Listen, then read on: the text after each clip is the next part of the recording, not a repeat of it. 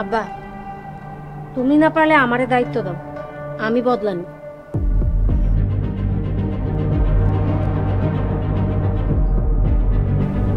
তুই যদি আমার পোলা হইতি তাহলে আমার এই হাত কাটার প্রতিশোধ আমি তরে দিয়েই নিতাম।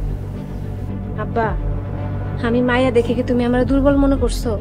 খালি একটা বার হুকুম করো, যারা তোমার একটা হাত কাটছে আমি ওকে দুইটা হাত কাইটা তোমার পায়ের নিচে হাজির করবো। শুনছো সেলিম কি কয়? জি সাহেব, শুনছি। বাঘের ঘরে তো বাঘিনী হয়।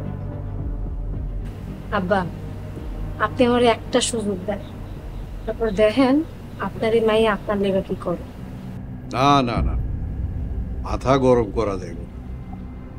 তুমি হইতেছ আমার একমাত্র সন্তান, একমাত্র কন্যা। যা করার আমি ভাইবা চিন্তা করো। যাও, তুমি ঘরে যাও, বিশ্রাম নাও।